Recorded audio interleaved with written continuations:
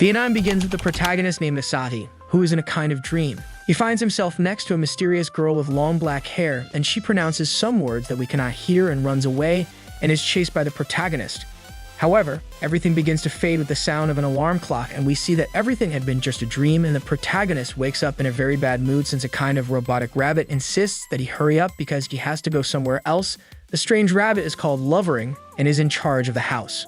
After making breakfast, the young man goes down to eat on the lower floor and sees the news that is being broadcast at that moment, and in the divination section, run by an artificial intelligence, they say something that makes the protagonist very happy. The clairvoyant predicts that those born on October 8 will see luck on their side and will have exciting encounters that same day. After this, she announces a series of words that will bring luck to those born on that date, but there are too many for him to memorize. Then the protagonist leaves in a hurry towards the train station, thinking that he might not arrive on time, although it is early. On the other hand, a girl with glasses and long dark hair is also heading in a hurry in the same direction as him, and they end up colliding by accident. She apologizes, and then she realizes that she is late and runs away, leaving him behind. Then he picks up something from the ground that the girl has dropped. Finally, the protagonist manages to get to the train on time, although it is strangely empty. Shortly after, he closes his eyes, and at that moment, a green-haired girl sits next to him.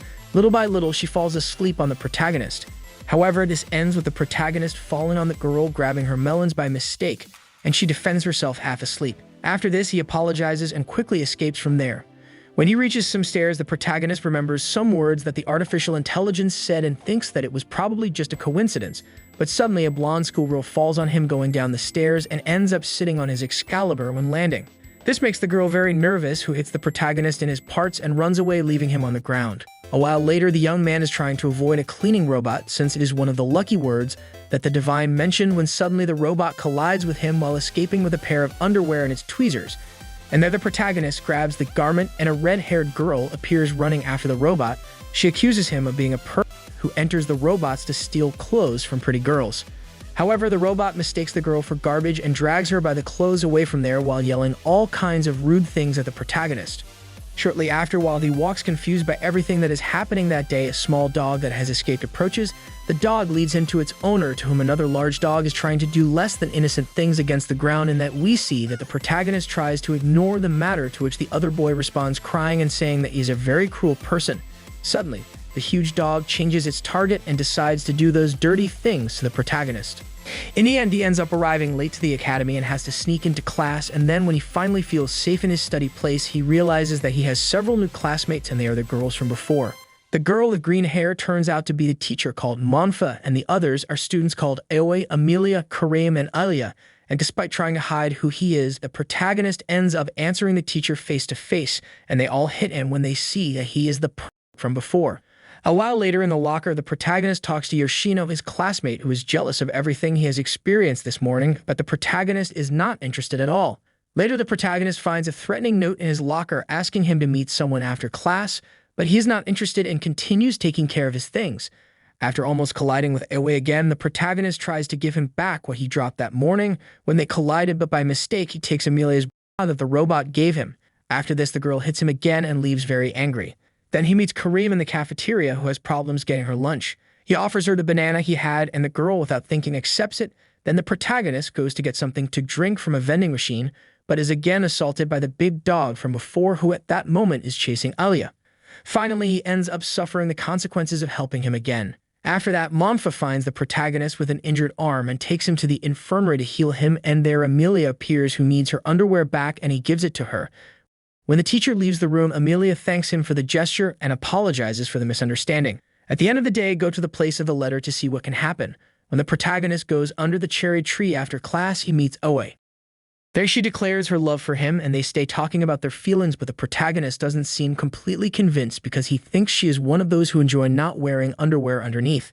She explains herself very nervously about what happened. After that, she runs away from there, embarrassed by the impression that the protagonist may have of her. Later, the protagonist meets Alia while walking through the academy, who scares him by imitating a dog, in that we see that Alia also declares herself, telling him that she loves him for having saved her from the dog before, and that she is very grateful to him. But at that moment, her Monfa teacher appears and drags the protagonist with her in an abrupt manner. The protagonist and the teacher end up hiding in an alley, pretending they are doing adult things to avoid some men clearly chasing her. She explains to him that they are sent by a person who tries to make her fall in love with him, and that they do not stop chasing her. But then the teacher also confesses her love to him. She asks him if he does not like her, and embarrassed, the protagonist runs very nervously out of the alley. Shortly after, Karen finds the protagonist from the top of a bridge and throws herself at him dressed in a wedding dress. He asks her if that dress is for an advertisement since she is a famous model, but she denies it and answers that she is going to her wedding. After this, Karim confesses his love and guides him to a love hotel, something that he did not expect and makes him quite uncomfortable. Later, the protagonist manages to escape from there by tricking the model. After a while, the protagonist meets the girl with sunglasses in a park and asks her to sign some papers, when he realizes he is about to sign his marriage with Amelia, who, upon being discovered, takes off her disguise. He ignores her and leaves the place. The protagonist at that moment walks very confused and upset and tired back, but then arrives home, and when he opens the door, he finds all the girls waiting for him. They receive him with great joy and calling him darling. Then he receives a message from his father, who tells him that he has selected those people as candidates for wives, and their Karen explains to him that he can choose one or none, and that he should not be guided by gender, clearly referring to Alia. So they must all live together in the same house until the protagonist makes a decision. Suddenly, the girls begin to flirt with him and fight to please him by offering him massages, a bath, and food once again. However, he rejects everything and asks them to leave because the decision his father made was clearly made without his consent. Then the protagonist begins to look for excuses to kick them out of his house because there are clearly not enough rooms. But at that moment, he realizes that while he has been away from home, his house has been completely renovated and now has more rooms. In the end, he gives up, and the girls stay to live with him for the moment. Afterwards, they all prepare dinner and try to make him fall in love with them by feeding him and treating him like her husband after a stressful day. The protagonist decides to take a bath, and the girls begin to harass him again. Karim tries to get into the bathtub with him, and when he manages to get her out, Amelia appears in the bathtub spying under the water. After all, the protagonist is tired of the problems that his new companions are causing him. The protagonist decides to leave the house. At that moment, Oe appears and tells the protagonist about the girls' feelings and how they got there. Apparently, none of them knew anything about their special person. They only knew his name until today, and tells him that they should wait to find out the rest of the possible things about her husband, and that it was fun to imagine what he was like. At that moment, Oe apologizes for what they've been doing and asks him to go back home since they will leave him alone, but he doesn't want to leave him abandoned and alone in the middle of the night and agrees that they stay as long as they behave. At that moment, seeing his smile, Oe remembers someone who seems to be the protagonist and starts to cry and thanks him. Together, they return home and meet the others. At that moment, he finally asks them to stay but to stop behaving strangely. They are very happy to be able to stay by his side, and so they all begin to live together in the house. Sometime later, the protagonist wakes up with the alarm but finds one of the girls in his bed. At that moment, he realizes that all the locks in his room are open and Amelia is giving him a rather strange foot massage. The protagonist, seeing this, gets upset and yells at her. Then, while serving breakfast, the protagonist vents to Oe about what the others have been doing, and she justifies her behavior by saying that they love him a lot and that's why they act that way. Then Karim comes down and asks where the towels for his face are. Apparently, he has been working very hard at night. Once the protagonist leaves, he asks Oe how come she hasn't done anything with the others yet. But at that moment, they are interrupted by Monfa, who is looking for her tablet. Oe hands it to her, and the woman leaves happily. Despite trying to continue talking, Amelia now appears, who is looking for her bra. Oe asks the other girl to help him with breakfast when he gets dressed. This really bothers Amelia, but later, when she tries to decorate the protagonist's breakfast, she ends up ruining everything by filling it with ketchup. Once in class, Amelia is still quite upset about what happened at breakfast and barely pays attention to the others. Later, a teacher asks Karim to come to the blackboard to do some kanji exercises, and she does it perfectly. This does not make Amelia very happy. At that moment, the teacher gives another exercise, and Amelia, very motivated, offers to do it, thinking that she can beat Karim, but she ends up very embarrassed writing something strange on the blackboard. Later during the break, the protagonist has lunch with his friend Yoshino and finds out that he thinks Amelia is very pretty. His friend likes the way she has of never giving up, but the protagonist thinks that she just doesn't know how to lose, and there he tells Yoshino that Amelia is very competitive. After dinner, the protagonist wonders where Amelia is since she doesn't appear in the house. Then Ilya tells him that she went to her room right after dinner and decides to go look for her. But when he is near the door, he starts to hear moans and strange things from Amelia and clearly gets very nervous and wonders what she is doing. He opens the door, suddenly wondering what is happening. At that moment, he realizes that Amelia is only studying kanji for an exam and decides to help her the next day. The next day, they meet in the library to practice kanji, and the protagonist is surprised that Amelia is not able to write simple kanji. After studying for a while, they return home, and that same night, he locks himself in his room again to continue studying. The protagonist worries about Amelia since she does not stop at any time. The following days, he decides to tell her that they should stop obsessing about it, But Amelia begins to cry when he tells her that she should not try so hard just for the grade of an exam. Then the girl confesses to him that she only does it so she can communicate in his language and runs out of the library. Once back home, the girl locks herself in her room without dinner, and he goes to his room to talk to her, and there Amelia starts crying again and says that she hates herself for being stupid. He encourages her by telling her that he really appreciates the effort she is making and finds it interesting to see her work like that. Amelia also has a memory with the protagonist when she was younger, but she gets upset and ashamed of what she has done, and to this the protagonist reacts by laughing and giving her something to better memorize the kanji, and she hugs her gift gratefully. The next morning, we see that Amelia has filled the entire house with papers practicing. Sometime later, they all go to the exam, and it seems that Amelia has no problems doing it. Once back home, the protagonist tells Aoi that it gives him some pity that all that ends. Finally, Amelia receives her results shortly after. We see that she is tested with a very good grade. Sometime later, we are told part of Ilya's past, who is going to be called Arena, according to his father, and that he should live like a boy. While Ilya remembers these events of the past, he is surprised by the protagonist in the bathroom of an inn. He believes that he needs privacy because he is doing something private and clearly closes the door on him. Then we are shown that they have arrived at that place thanks to winning a prize from a raffle at the shopping center. The girls are walking around there when they find out that the first prize is a vacation at the thermal baths, and Ilya tries his luck and appears in the first prize, and all the girls accompany them to an inn. But the place does not seem very nice at first sight, and the group is quite disappointed. Inside, a very tall and old lady receives them and asks them if there is any problem, but they pretend that everything is fine. Then the lady asks them how they want to divide the rooms of the prize. The protagonist asks him to divide the rooms between men and women, so he decides to share his with Ilya.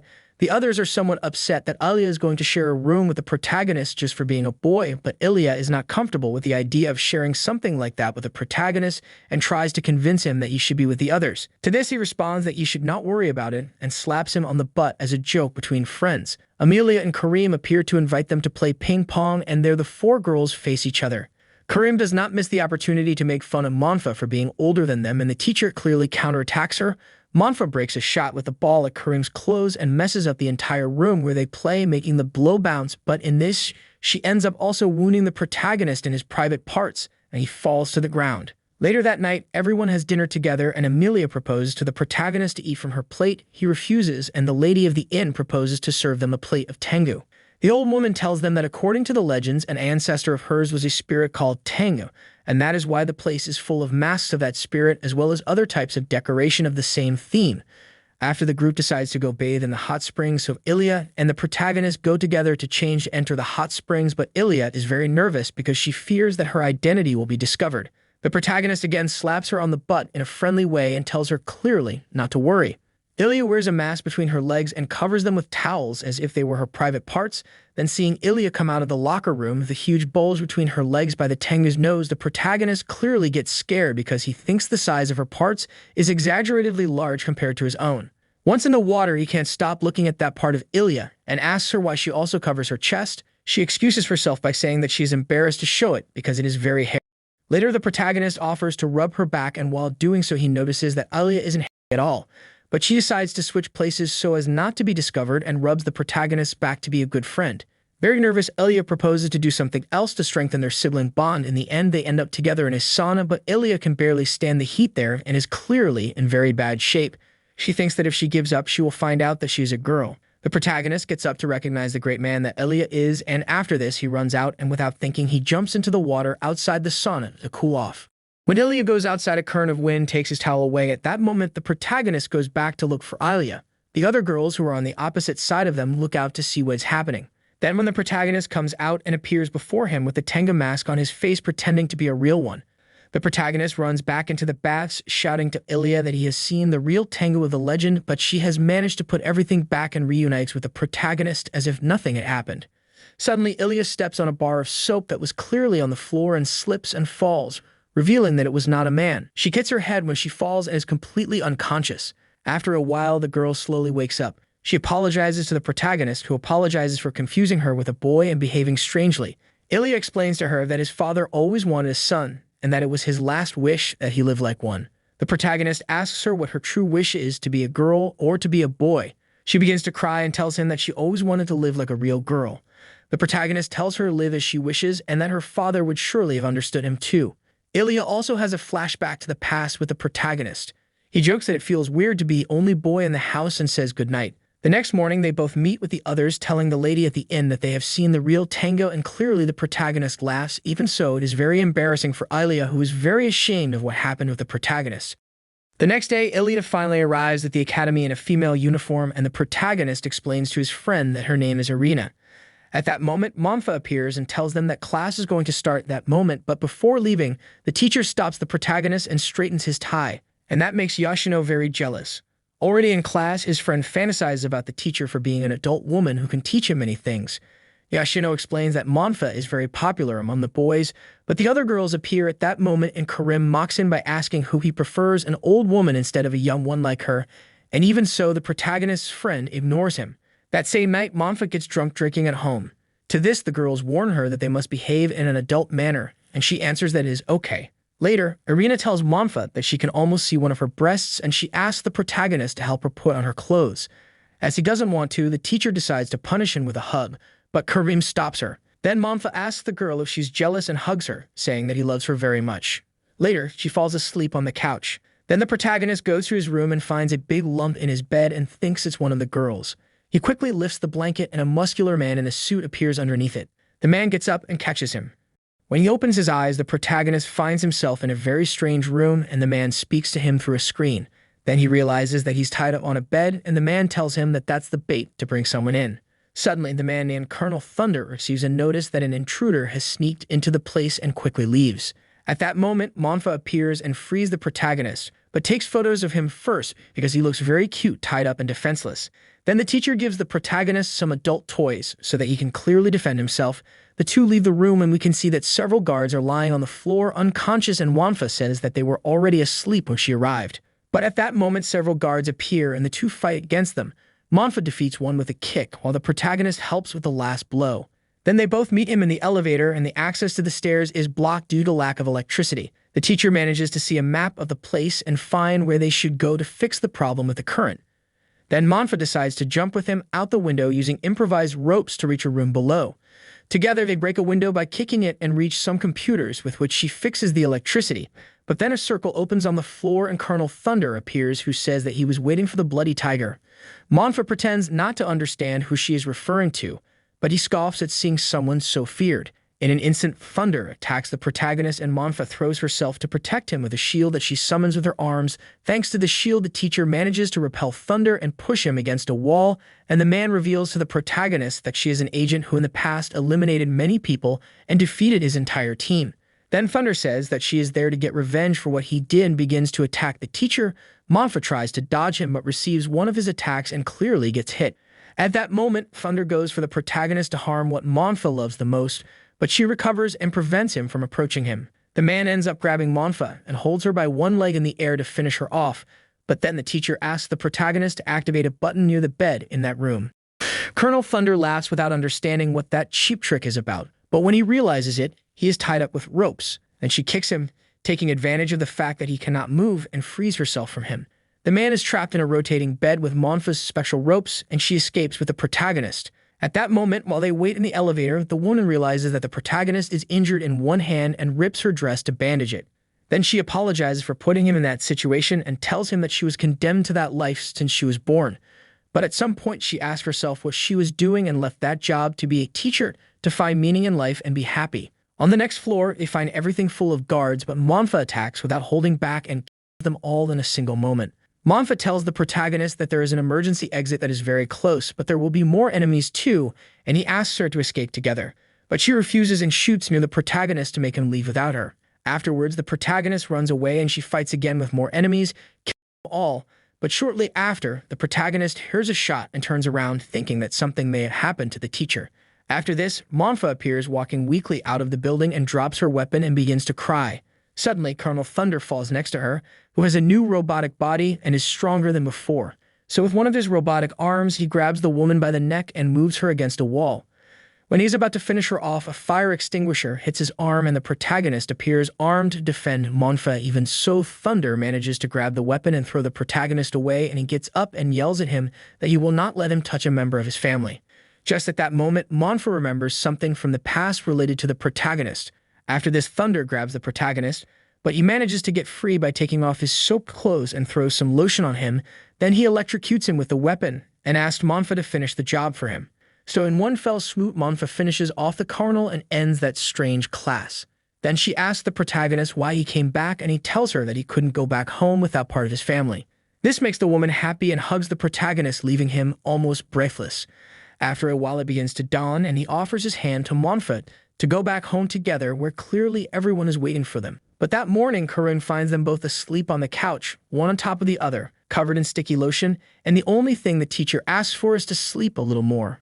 Sometime later, we see that the protagonist enters a store where there are magazines with Karim on the cover, and he buys some things. At that moment, a robot appears over the boy and analyzes his body until it finds his private parts. Then he prepares to attack, but a magical girl appears and defeats the robot with a magical attack. The protagonist is saved, and the girl disappears into the sky. The next morning, he tells his friend that he has seen a girl who was apparently magical, and Yoshino makes fun of him for what he is telling him, suddenly appears there and asks the protagonist to have sex. The protagonist clearly refuses. Karim is somewhat jealous that he gets so close to the other girls because of what they saw with the teacher earlier.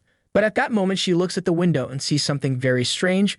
We see a huge robot floating in the sky in front of the academy window, and Yoshino shows the news to the protagonist. There he finds out that a castrating robot has appeared all over the world and that they seem to be of extraterrestrial origin.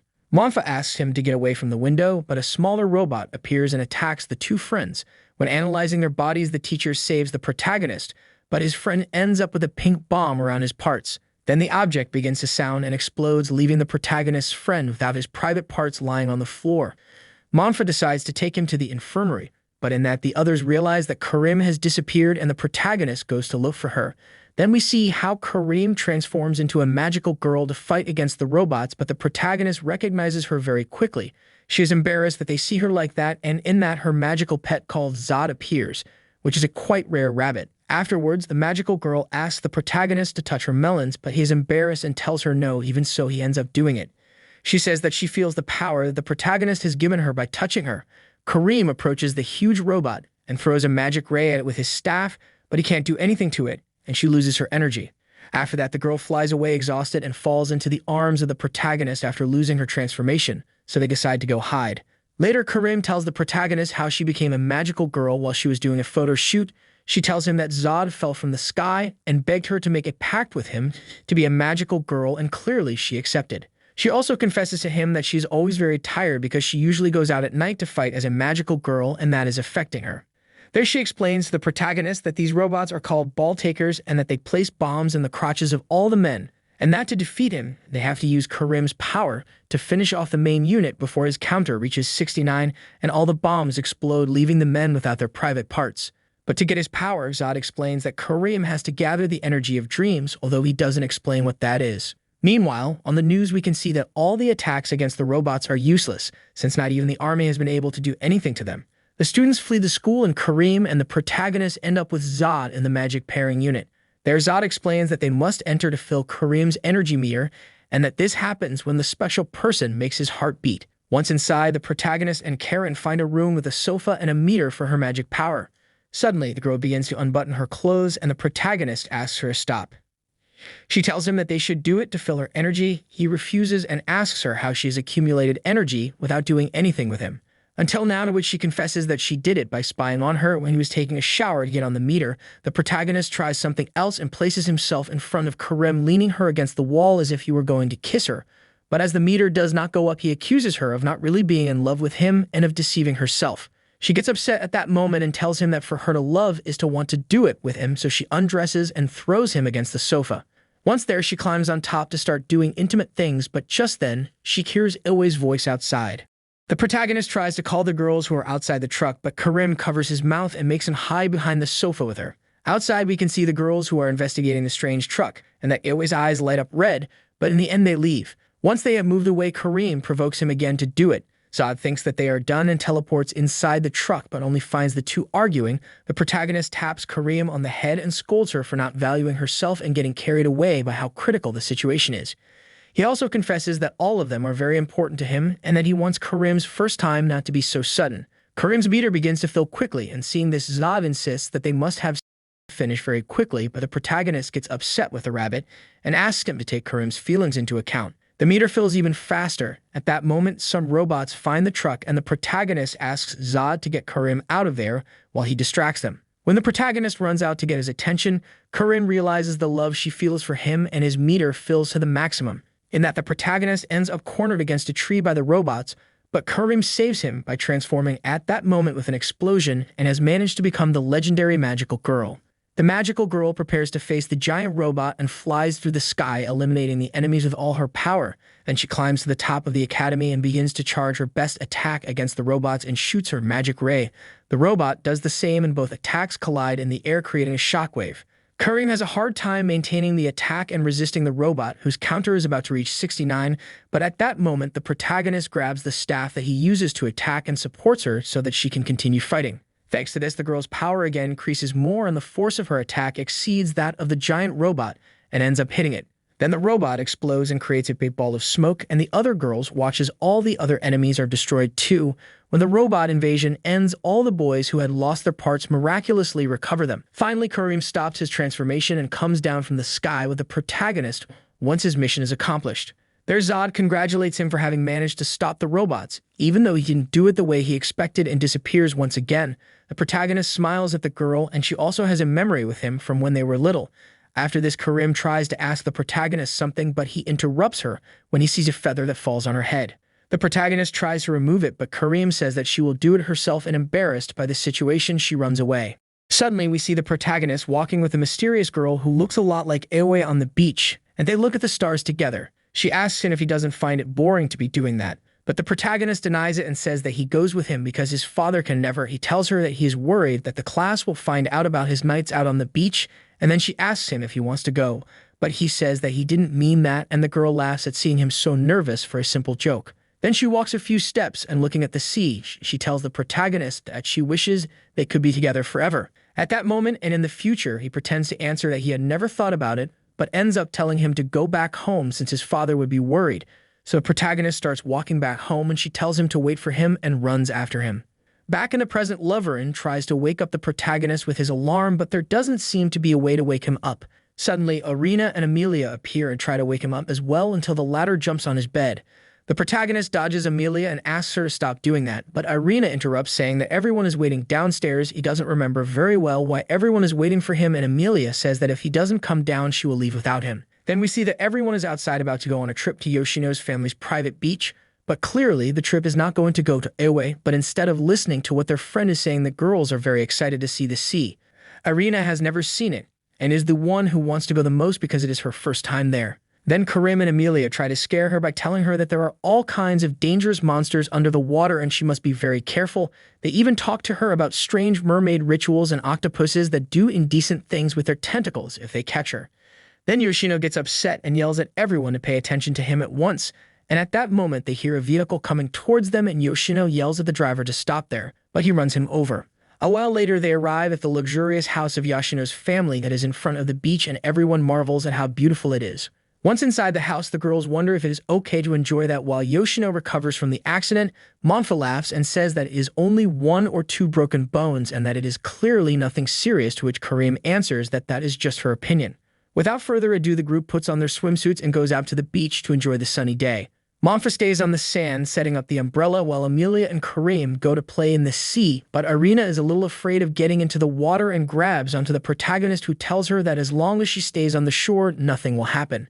Even so, he reassures her by telling her that if anything were to happen, he would save her. Thanks to the words of the protagonist, Irina is encouraged to play with the others in the shallow water, and he stays on the shore. Meanwhile, Monfa watches him, protected from the sun under the umbrella, and comments that they are all young. After this, the protagonist tells her that she is also young, but continues to treat her as someone superior, and Monfa tells him not to do it. The teacher approaches him and tries to get him to call her by her first name. Although her strategy does not work very well, and the other girls attack them with water pistols because they think they are flirting alone, taking advantage of the fact that they are not looking. Karim immediately shoots Monfa in the face with a water pistol, and she hits him back, transforming her arm into a special suit. Thus, the girls and the teacher end up in a water playing and having fun together. But a while later, Monfa goes out to get a drink, and Karim makes fun of her, telling her to put on a lot of sunscreen or she'll get age spots, and Monfa comes after her again. But then Karen finds a sign put up by the Yoshino family prohibiting swimsuits on their beach. The girls look at the sign embarrassed and think that Yoshino had planned everything.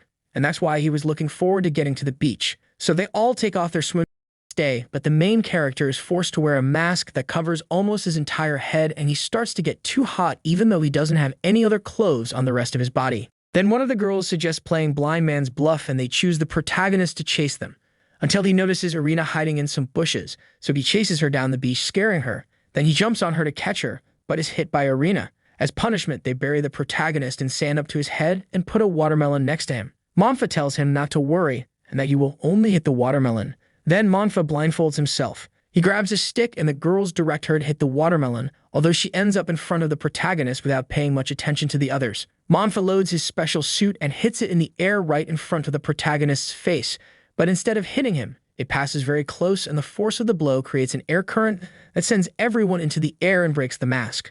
When the protagonist falls, he finds all the girls in front of him, and they end up tying him up and blindfolding him as punishment. Later, the girls continue playing on the beach with the protagonist immobilized and unable to see anything until it gets very late. While they watch the sunset, they all comment that they had a great time and that they would like to continue like that forever. The protagonist answers that he would like to too, but when he looks back again, the girls have completely disappeared. He begins to call them and search everywhere, but there is no trace of the group. Then he thinks that they have returned to the house and goes in there to look for them, but everything is empty. Oe soon appears there, and the protagonist tells him that they have all suddenly disappeared. But suddenly he seems unsure of who they are. Then Oe enters the house and tells him that he is going to prepare dinner even if it is early because he thinks that he will be tired from the beach. He is still inside somewhat confused, and when Oe is going to start cooking, he offers his help. So girl asks him for plates and chopsticks. We see that Oe very suspiciously knows where what he is looking for is in the house even though he hasn't been there until now. Then the girl mumbles something about the situation, but when he asks her, she says it's nothing. Then Oe sees that the protagonist has brought too many plates for two and tells him to save some, to which he says that she is absolutely right. But when he is carrying the plates back, one falls and breaks into several pieces, and Oe becomes very worried about the protagonist. They both pick up the pieces until their hands touch, and clearly they are both very embarrassed. After this, he walks away to throw the pieces away, and Oe seems very happy to have brushed her hand with his. But at that moment, she interrupts an incoming call from Yoshino to the protagonist.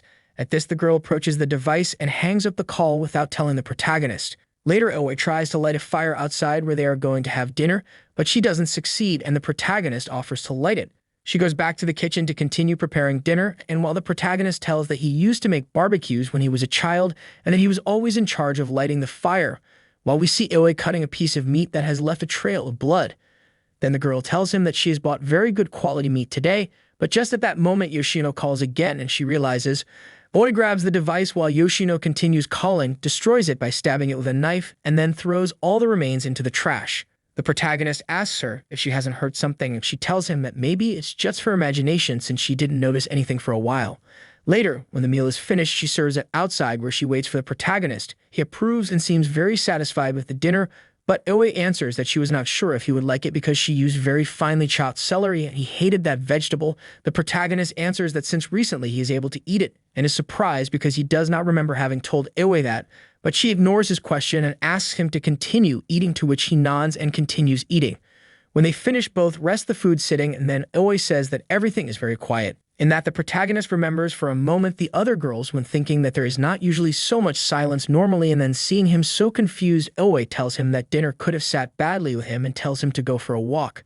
The protagonist tries to talk to Oe and ask her something, but she doesn't give him the chance because she wants to take him to a very secret place. Shortly after, the two arrive before a huge bright cherry tree in front of a lake, and he asks her what she's doing blooming at that time. Suddenly, Oe confesses to the protagonist and tells him that she misinterpreted his words before, but that she's really in love with him for a long time. There, Oe asks him to just look at her and be like that forever, but the protagonist asks her where the others are and that place is quite strange. Oe isn't willing to tell him anything and just asks him to stay with her forever. She gets closer and closer to the protagonist until she makes him fall and tells him that she knows how to make him happy and that she's the one who knows him best. When she asks him to stay like that forever, he remembers the girls on the beach saying exactly the same thing. At that moment, the protagonist remembers and says the names of all the others and asks Oe what happened to them. Suddenly, her glasses break and a breeze with flower petals rises up, making her remember something from her past.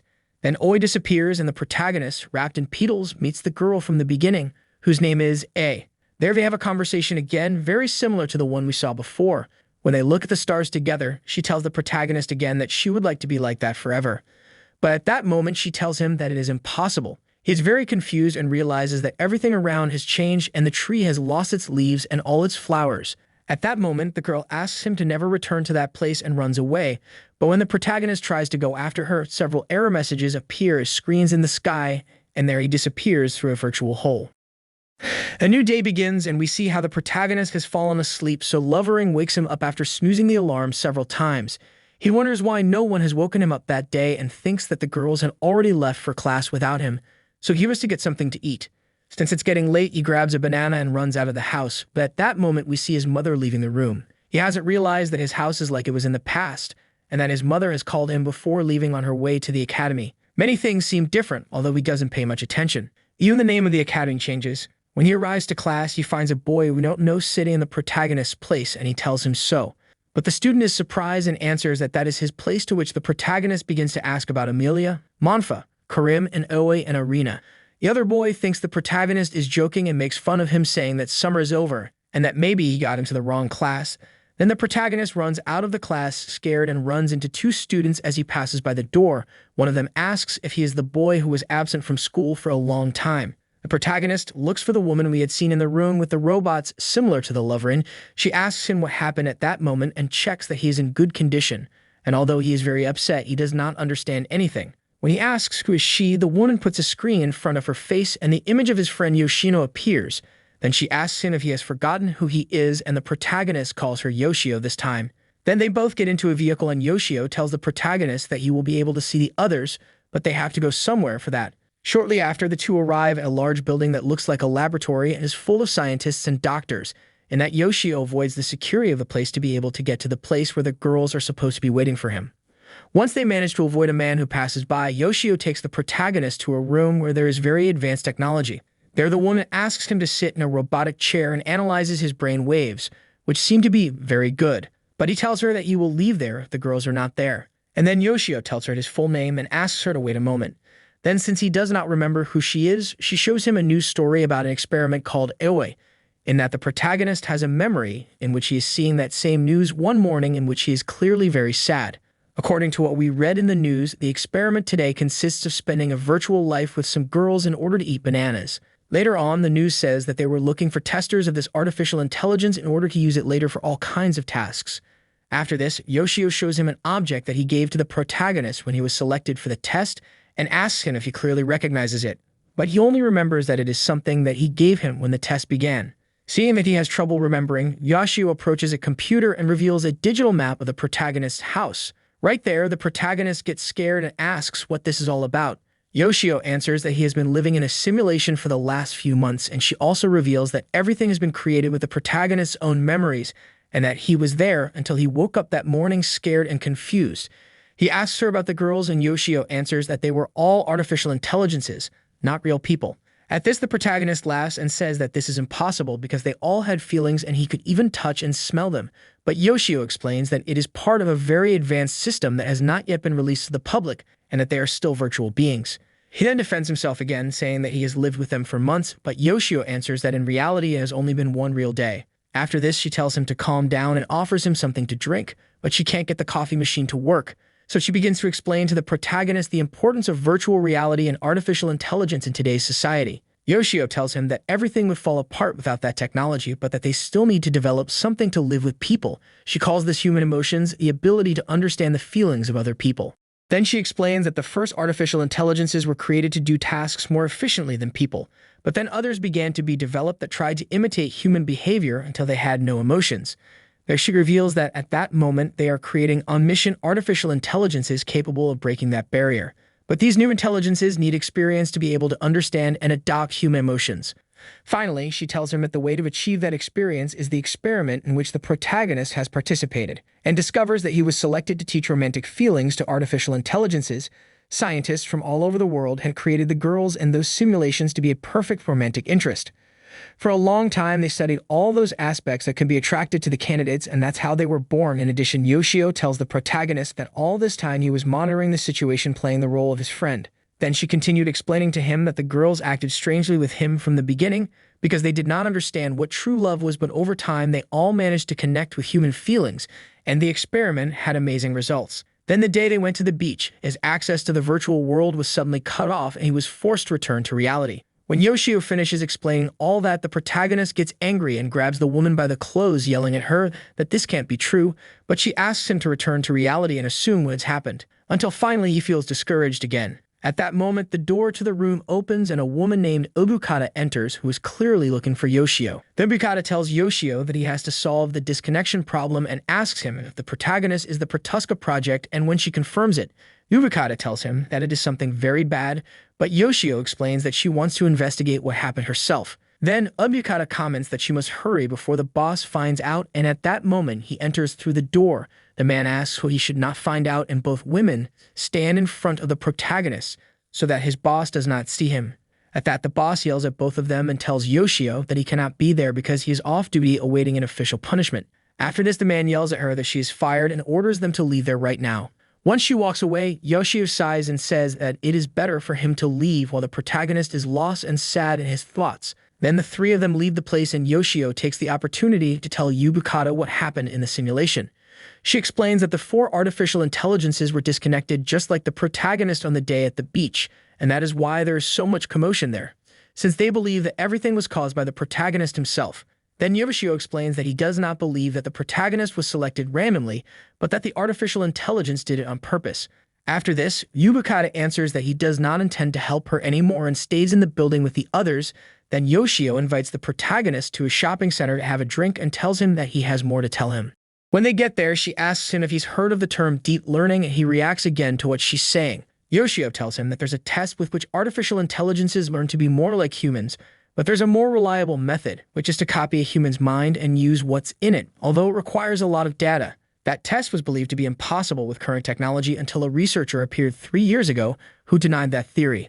The man died shortly after making that announcement, but before that, he developed the full-brain simulation system on his own. He used his own mind-uploading technology to create an artificial intelligence that had artificial consciousness. That intelligence caught on quickly and developed until it became all the ones that existed today, including the girls he knew. Finally, Yoshio ends up telling them that the mother of all that technology was an artificial intelligence called A, and he clearly leaves from there. For a moment, a group of students walk past Yoshio and the protagonist, and a girl named Himari stands looking at them, but when her friends call her Himari, she turns around and Yoshio and the protagonist are no longer there. Then we see the protagonist walking in the rain, very sad, remembering what Yoshio had told before leaving.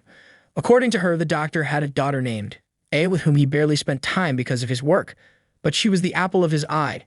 Despite the hard work, the doctor took care of her and raised a very kind and happy girl who was friends with the protagonist since they were very small. But sometime later, the man left the laboratory where he worked and dedicated himself to his own research. In that, we are shown the protagonist with his friend when they were younger, while Yoshio explains that his father completed his experiment. Shortly after, we see A get sick and the protagonist brings her gifts to the hospital. Then he meets her father and he looks at him very sadly due to his daughter's sudden illness. The doctor copied her memory into an artificial intelligence, and shortly after the girl died. Later, we see the protagonist crying over the grave of his childhood friend. Then in the present, we see how the whole city is suffering from problems with technology. Vehicles crash into traffic lights that keep changing, and always faces start to appear on the screens. Yoshio sees that and freaks out, wondering if what he just saw is the deceased daughter of the researcher on the screen. And the next morning, the protagonist arrives home and meets his mother, who asks him if he wants to have something for breakfast, while on the news we hear that the artificial intelligence of the program has stopped working and that they are investigating what is happening. The presenter continues to report that most of the network is failing and is already working again, and that the problems are due to an interruption in the Cavendish Company system, so there will still be some problems. Then the protagonist finishes eating his banana, says goodbye to his mother, and goes to his room alone. Then, in another group, we find the Cavendish workers trying to solve a problem with their satellite MUSV, which does not respond to any of their orders and does not allow them access because control has been completely taken. The men comment that an artificial intelligence has caused this and wonder if it will be the beginning of the singularity, but the boss gets angry with them, and at that moment, Ubukata intervenes, saying that it would be best to ask Dr. Fima, to which the boss responds that she should shut up and asking her not to mention that name again. Then some workers propose to eliminate the satellite, but the man refuses, saying that they have invested a lot of money in it. At this, Ubukata interrupts again and shows the boss a screen with some strange signals that they have received since last night. According to the girl, these are signals from Kwebuivi, and that they have been arriving at regular intervals since the previous day, but he does not give importance to that and orders her to do something to solve her problem instead of paying attention to such nonsense. After this, Ubukata contacts Yoshio and tells him that he has been trying to figure out what the signals they were receiving meant. Later, we see that the protagonist receives a call from his mother and she tells him that Yoshio has come to see him. Then they go up to his room and he asks her why she is there so suddenly. But she answers that she called him many times before. Yoshio then tells her that he wanted to see how she was, but she seems to be quite normal. At that moment, the protagonist answers that she does not seem like the type of person who cares about others, and Yoshio asks him what he thinks of her. But then the woman interrupts and tells him that she has a favor to ask him, which is to return to the virtual world where he had been. She explains that she has a problem and that she needs his help. But the protagonist is very hurt by this request because he has not yet returned to reality, and it hurts him a lot to assume that he will never see his friend again, and because everything that was all a lie. Yoshio then explains that A's consciousness has split into the girls he met in the simulation, and that Aoi was the most similar. She believes that A's consciousness buried in Aoi woke up, and when the two consciousnesses coexisted, this affected the intelligence, and she went totally crazy. Yoshio then continues explaining that Aoi is connected to the satellite must-V, like all the other consciousnesses, and that she is interfering with it there because we see that all the network failures that happened previously have been caused by the girl through the must-V. In that, Yoshio reveals to the protagonist that he is the only one capable of accessing the network because it rejects any type of external connection, and that they have been receiving a message that when deciphered said, "I want to see you," referring to the protagonist. But suddenly Lovering begins to jump around the room until she catches him and some lights come out of his eyes that project the girls there at that moment. The protagonist hears their voices and sees their silhouettes in the room. Then they realize that the protagonist is trying to make himself seen, but he appears in polygonal shapes until they manage to fix it, and everyone gets excited that the girls are safe there because they thought they would never meet again. Their Irina tells the protagonist that Amelia felt the irregularity in the simulation before disappearing, and that Karim hid them in his magic. After that, Karim and Amelia start arguing about who did it better and the size of their butts. But Monfa stops the fight, and Amelia asks the protagonist at that moment to find Aoi and also to save her, because she really didn't want to do any of that. The girls explain that Aoi was dealing with feelings that she wasn't able to handle, and she never told them anything despite being friends. But Karim also confesses that she feels hurt by how Aoi has treated them by going so far without asking for their help. At that, Irina is saddened for not having realized before what was happening with her friends, and Yoshio realizes that Aoi's frenzy could have started before A's consciousness awakens in her. When Yoshio asks what was altered, the girls mock him and tell him that if only she could realize a human too. But just then, Yoshio receives an urgent call from Yukata, who tells him that they are going to activate a program that will disconnect them. At that moment, the Lovering begins to have a problem and the girls gradually lose the connection, but they ask the protagonist before disappearing to return to the virtual world and help Aoi. When they disappear, Yoshio and the protagonist see through the window that everything is turning into chaos outside, so the woman asks him to accompany her to get Aoi, because the company is about to delete the program and destroy the satellite. Yoshio knows an entrance to the must-V, where all the data of the artificial intelligences that are used on a daily basis are, so they must go there and solve it before everyone's lives are affected by the company's decision. But the protagonist does not respond to Yoshio's requests, so she apologizes, collects her equipment, and decides to leave to try it alone. Then he sits on his bed and remembers something he experienced with his friend A some time ago. The protagonist and A went to buy a cake for the birthday of his friend's mother, who had passed away a long time ago. Once at home, he asks her if she doesn't feel lonely sometimes for not having her mother, but she says it happened a long time ago. At that moment, the protagonist asks him if he would like to see his mother again, even if it were just one more time. A answered yes, and that he would like to thank her for having given birth to him. But seeing that the protagonist puts on a very serious face, A throws herself at him and proposes to eat cake together. Back in the present, the protagonist remembers A's words to his mother and decides to go in search of Yoshio to help her.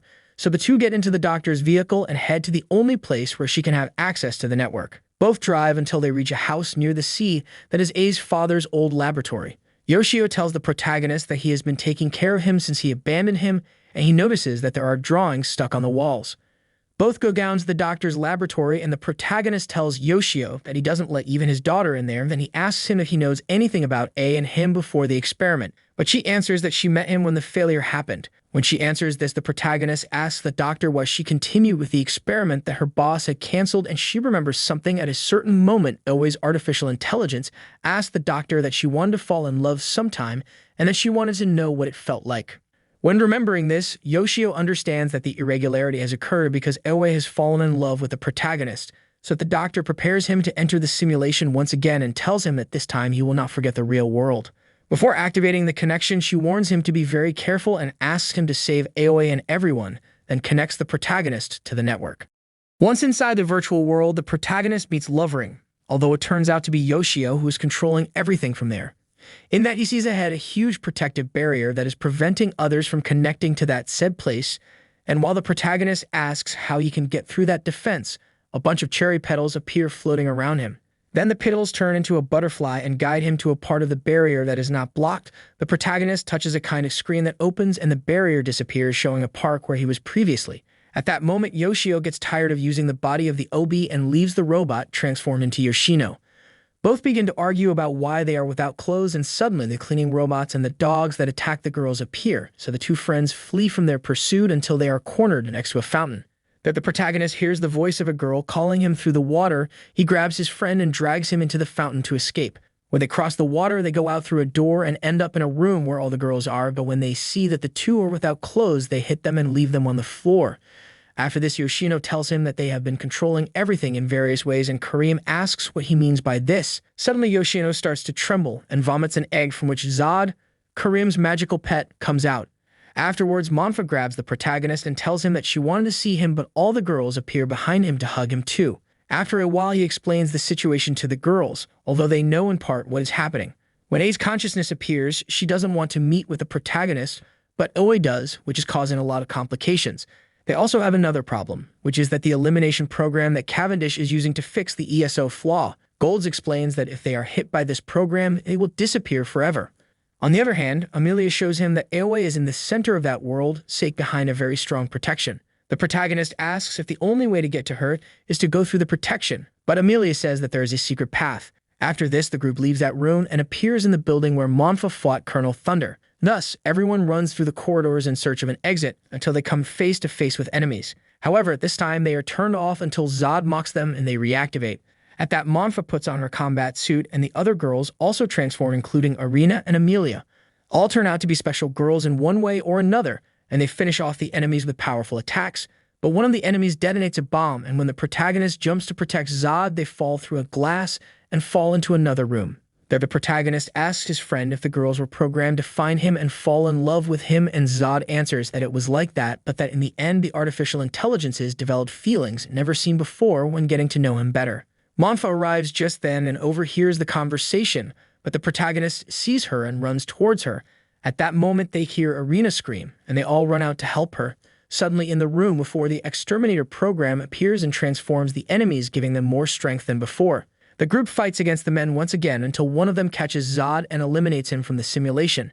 After this, everyone flees the place pursued by the enemies until they go through a large door in one of the hallways. When they go through it, they arrive at a place that looks like a strange church with colored glass where there is a cherry blossom drawn, but peace does not last long because suddenly Colonel Thunder appears, followed by the exterminator program. The girls manage to open with the protagonist the access to a part closer to Aoe, but Monfa decides to stay behind to fight everyone. The others go through the digital door, but the teacher and the protagonist stay in the church room for a moment longer. There she confesses that she didn't know what it was like to love until she met him, and that she remembered that she protected A from bad kids. Despite everything, Monfa tells him that those feelings are not simply the memories of her friend and that they are part of her. Monfa thanks the protagonist for having protected her on that occasion and says that this time is her turn to protect him.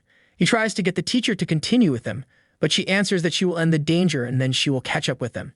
At that point, Monfa gives the protagonist a kiss and asks him to go ahead, and also confesses that she would have liked him to use her first name. Then Monfa pushes him towards the exit and he falls, taking one of her hair bows with him.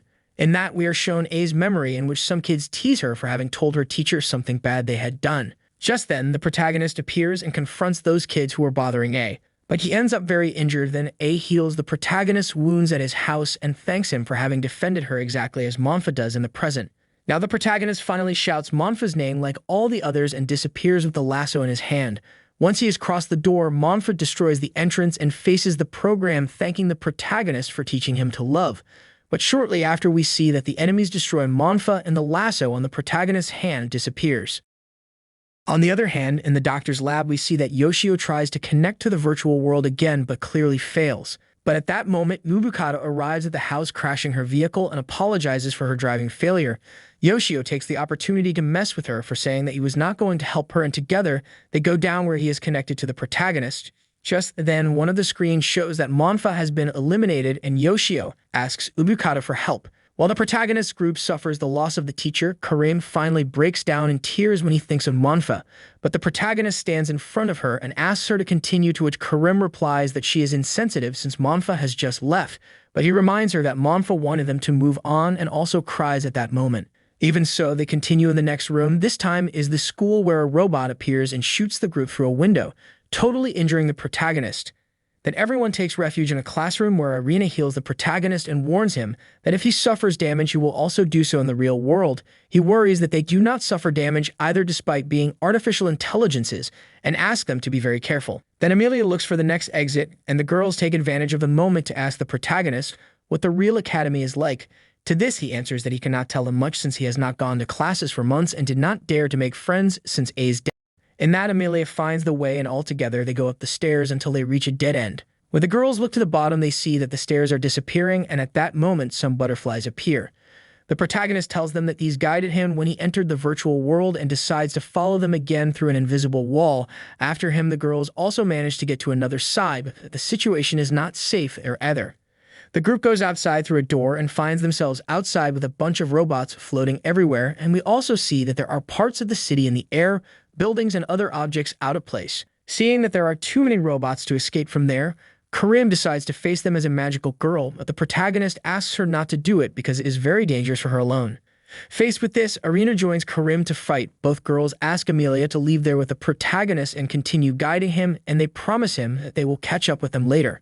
So Irina and Karim fly away and attack the robots with their magic powers, while Amelia and the protagonist go through the next door. Once they have left, the two girls finish off the access to the path to be able to reach Aoi and rest for a moment. Then Karim and Irina realize that they both have clear that they want to sacrifice themselves for the protagonist, and they launch themselves against all the enemies. Meanwhile, Amelia and the protagonist go to a library where they find an elevator and get on it.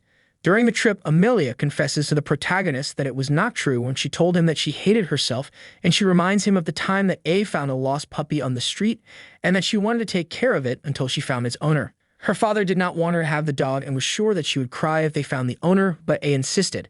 After a month of taking care of it, the owner appeared, and there she was happy, but could not help crying when the protagonist said that they had done very well.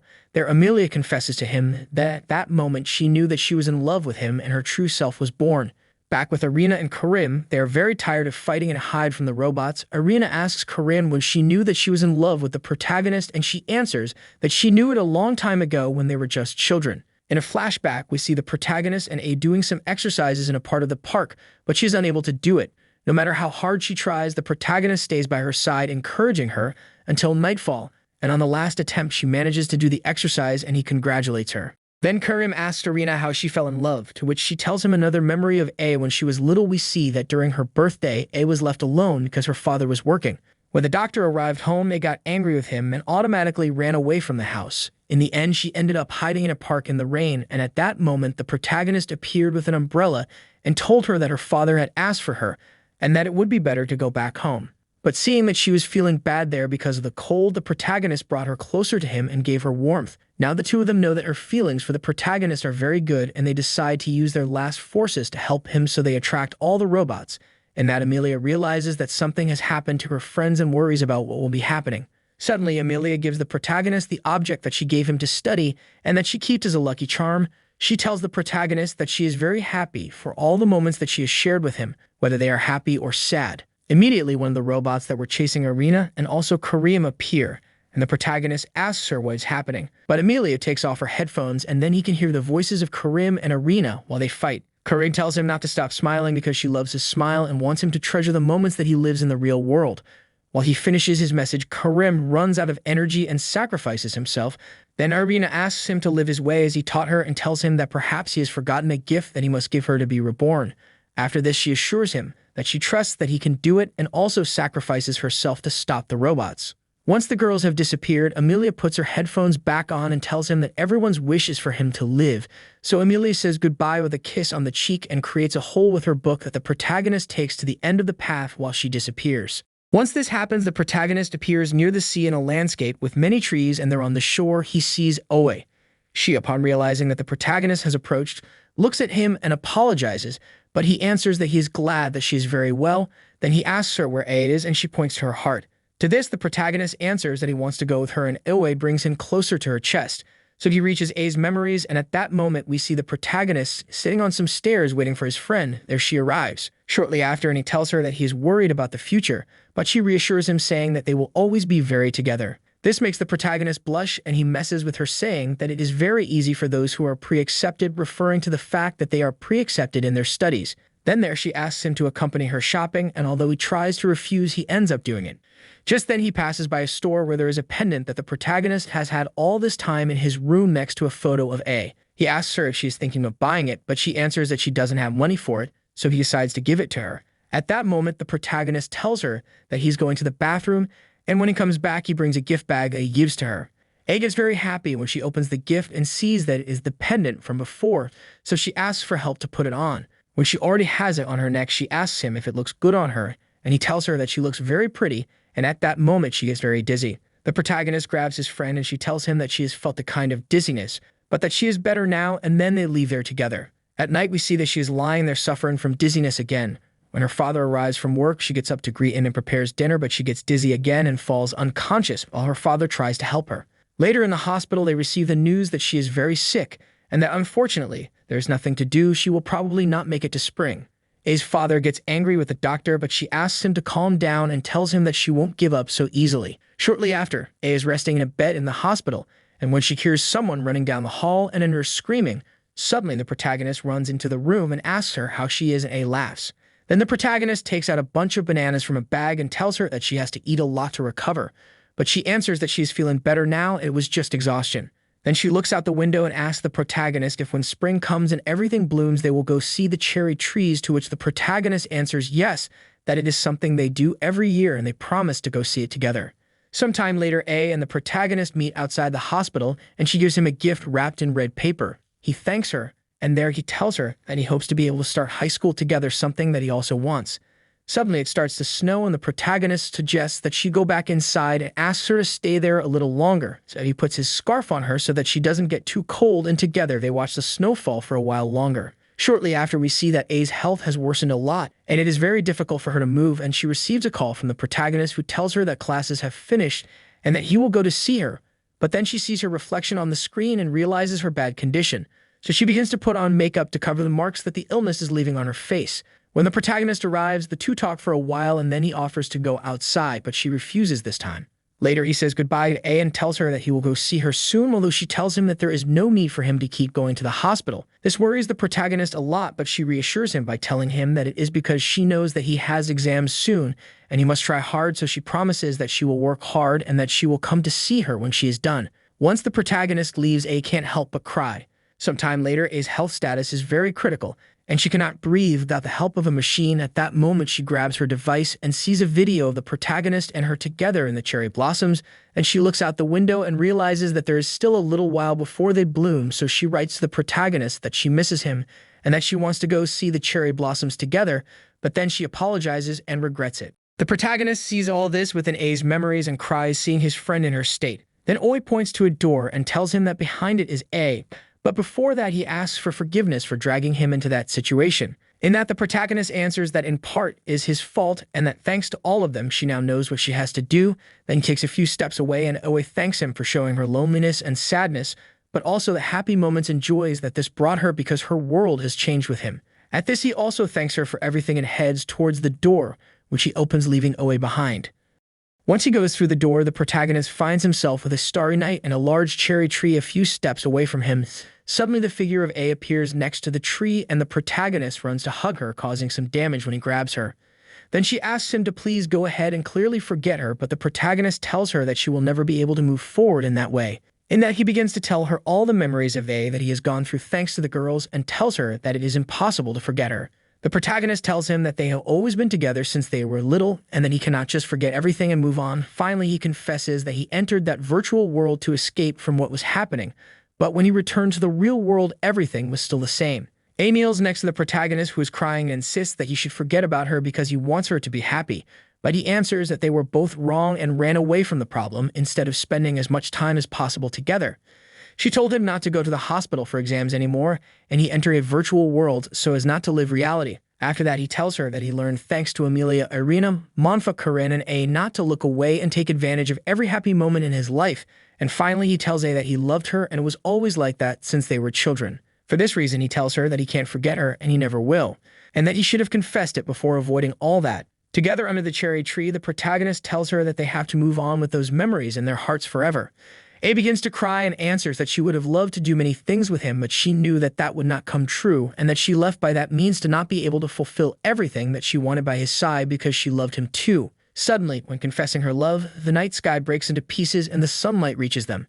At that moment, A tells him that she loves him and they both kiss under the tree while they remember the happy moments together. Then she tells him that he has become taller, and he laughs, answering that it is normal because 2 years have passed. Then she gives him back the pendant and tells him that she is glad to have been able to fulfill his dream.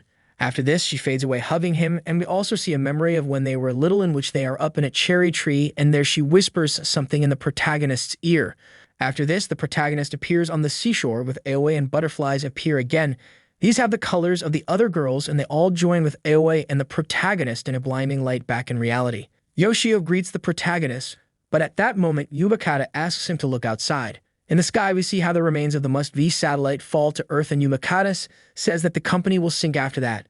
Suddenly, Yoshio turns around and tells the protagonist to put on some underwear because he had to take off to check his vital signs during the simulation in case something happened to him. Sometime later, the protagonist arrives at his new apartment and finds 4 unopened boxes in the entrance. When he approaches one of them, Amelia appears from inside the box and hugs the protagonist tightly. Suddenly, all the boxes open and all the girls appear to hug him. The girls reveal to him that they have gotten a physical body thanks to A and Yoshio, and that now they will be able to be with him forever. Although Amelia does not seem happy with her body and complains that they could have given her a bigger breast. On the other hand, Yubakata and Yoshio talk about the surprise they have given the protagonist, and at that moment, Yubakata asks the doctor if it is okay to have sent only 4 boxes. But she answers that this time she must choose the same one, and we see that Aoi walks towards the protagonist's apartment. Then she stands in front of the door and gathers courage to ring the bell. Finally, the protagonist says that the spring breeze brought her several first encounters, and she will never forget any of them.